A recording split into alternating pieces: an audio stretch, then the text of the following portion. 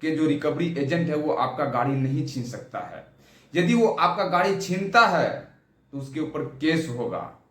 कि केस के क्या होगा?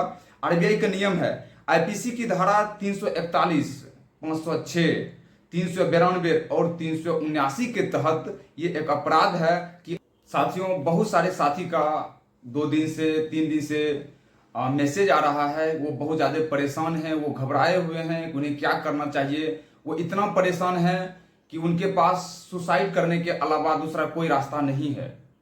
ये वीडियो उन लोगों के लिए बहुत ही खास होने वाली है जो खास करके गाड़ी लोन लिए हैं। कई सारे साथी, मैं 2-4 का नाम ले लेता हूं, जिन्होंने, एक है अनित पासवान जी हैं, रुपेश जी हैं, सोनू जी हैं, समीर जी हैं। ये सब पिछले कुछ दिनों से मैं देख रहा था कि ये सब कमेंट किए हैं।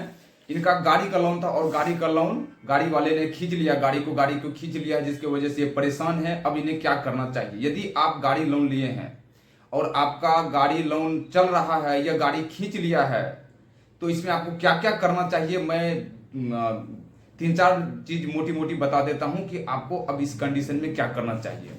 सबसे पहली बात कि आप कहीं से भी गाड़ी लिए हैं, किसी भी बैंक से लिए हैं, किसी भी एनबीएफसी कंपनी से लिए हैं, बैंक से लिए हैं, कोई मायने नहीं रखता है।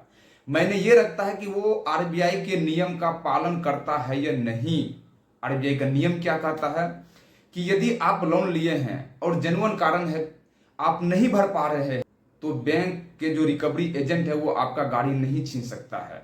यदि वो आपका गाड़ी छीनता है तो उसके ऊपर केस होगा। कि केस के क्या होगा? आरबीआई का नियम है, आईपीसी की धारा 341, 506, 392 और 379 के तहत ये एक अपराध है कि आपका गाड़ी वो खींचता है। कैसे? आईपीसी 341 कहता है कि रास्ता रोकना। आईपीसी 341 के अकॉर्डिंग कोई भी व्यक्ति अगर आपका गाड़ी रोकता है तो वो आपका रास्ता रोकना हुआ, ये अपराध हुआ। आईपीसी 506 के तहत आता है धमकी देना, क्योंकि जब भी आपकी गाड़ी को कोई रिकवरी एजेंट रोकता है तो वो रास्ता रोकना अपराध है। फिर आपको जो धमकी देता है कि पैसा दो नहीं तो गाड़ी छीन लेंगे, ये आईपीसी 506 के तहत आता है। और उसके बाद आईपीसी 392 और 379 के तहत आता है लूट और चोरी। क्योंकि आप कहीं जा रहे थे पैसेंजर को लेकर के, सामान को लेकर के, जैसे भी, और रास्ते में वो आपके गाड़ी को रोक लिया, आपको धमकी दिया और वो आपका सामान, आपका गाड़ी लेके चले गया, ये एक चोरी है। इसके तहत आप जाकर के तुरंत नियरेस्ट थाना, वहां पे जो भी आसपास के जो थाना है वहां जाकर के आप उसके खिलाफ एफआईआर कर सकते हैं। और जो थानेदार होंगे, जो वहां पे पुलिस चौकी में जो एसएचओ होंगे या आईओ होंगे, जो भी होंगे, वो आपका केस रजिस्टर करेंगे। वो आपका केस लेने से मना बिल्कुल भी नहीं कर सकता है, ये आरबीआई का गाइडलाइंस है। अगर वो केस नहीं ले रहा है, इस कंडीशन में आप क्या करेंगे मैं वो भी आपको बता देता हूं। आप कोर्ट जाएंगे, एक वकील करेंगे, वकील करने के बाद आप उस पर एफआईआर दर्ज करेंगे। जो भी घटना घटी है इसके तहत आप अपनी पूरी ब्यौरा बताएंगे, उस पर होगा।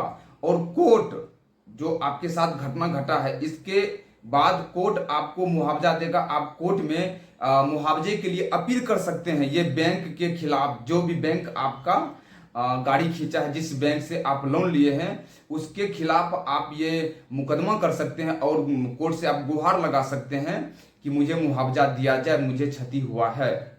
मैंने 2-3 केस में, किसी का नाम नहीं लूंगा, मेरे हमारे टीम के ही एक साथी थे जिनका कि खींच लिया था, गाड़ी खींच लिया था। वो लगातार 2.5 से 3 साल तक वो केस लड़ा। हाँ, करीब 2.5 साल वो केस लड़ा। उसके बाद कोर्ट उसे पेनल्टी के साथ बैंक को, जिस भी एनबीएफसी कंपनी से वो गाड़ी लिया था, वो गाड़ी उसको वापस आकर के करा 2.5 साल के बाद। और जो भी मुआवजा राशि था सब चेक के माध्यम से उसको दिया गया। तो जब यदि आप केस, आपका गाड़ी खींच लिया, आप उसके ऊपर केस करेंगे कोर्ट में जाकर के, हाँ, लेकिन इसमें टाइम लगेगा। इसमें टाइम लगेगा, आपका कुछ पैसा खर्च भी होगा, आपको पेशेंस रखना पड़ेगा। लेकिन जब आप कानूनी प्रक्रिया से गुजरिएगा तो आपको कोर्ट के माध्यम से राहत जरूर मिलेगा और आपको न्याय जरूर मिलेगा। तो आपको क्या करना है, यदि आपका गाड़ी खींच लिया है तो पहले, जैसे आपका रिकवरी एजेंट आपका गाड़ी खींचने के लिए आए, तो सबसे पहले उसके पास देखिए होता क्या है। आरबीआई का नियम है कि अगर आपका कोई गाड़ी खींच लेता है, किसी भी बैंक से आते हैं, जो भी रिकवरी वाले आएंगे वो प्रशिक्षित होंगे उस बैंक से, जिस बैंक का वो रिकवरी एजेंट है। उसके बाद क्या होगा, उसके पास आपके गाड़ी खींचने का नोटिस होना चाहिए। बैंक का भी होना चाहिए, कोर्ट का भी होना चाहिए। कोर्ट उसको ये आदेश दिया है या लोक अदालत ये आदेश दिया है कि वो आपकी गाड़ी को खींच सकता है। ऐसे नहीं कि आपका एक ईएमआई बाउंस हुआ और जाकर के रिकवरी एजेंट रास्ते से गाड़ी उठा लिया, ऐसा नहीं हो सकता है। उसके पास कोर्ट का आदेश होना चाहिए, लोक अदालत का या लोक अदालत का नोटिस होना चाहिए वहां से कि वो आपकी गाड़ी को उठा सकता है, रास्ते से खींच सकता है। और ऐसा हरगिज नहीं होता, कभी भी लोक अदालत हो या कोर्ट हो, ये आदेश किसी भी रिकवरी एजेंट को, किसी भी बैंक को दे ही नहीं सकता है कि रोड चलते आपकी गाड़ी को उठा ले। तो ये सबसे पहले जानना है कि जब भी कोई रिकवरी एजेंट आपके गाड़ी को रोके रास्ते में कि मुझे पैसा दो, तो उनको कहना भैया आप मेरा गाड़ी रोक रहे हो, गाड़ी छीनने की बात कर रहे हो, आप मुझे बताओ कि कोर्ट का आपके पास नोटिस कहाँ है मेरे गाड़ी के खिलाफ, या लोक अदालत का नोटिस कहाँ है, नोटिस दो। नहीं तो आप ले जाओ, मैं तुरंत एफआईआर करूंगा। जैसे वहां से गाड़ी आपका ले जाए तो तुरंत आप नियरेस्ट पुलिस स्टेशन या जो भी आपके आसपास पुलिस स्टेशन मिलता है जाकर केस कीजिए। अगर पुलिस में जाकर के केस नहीं कर सकते तो कोर्ट में जाकर के जरूर कीजिए। मैं 100% बता रहा हूं, मैंने जो देखा है, 2-3 को देखा है कि उसको मुआवजा दिया गया है, कोर्ट ने उस कंपनी से दिया है कि जो कंपनी गाड़ी उसको खींच के ले गया।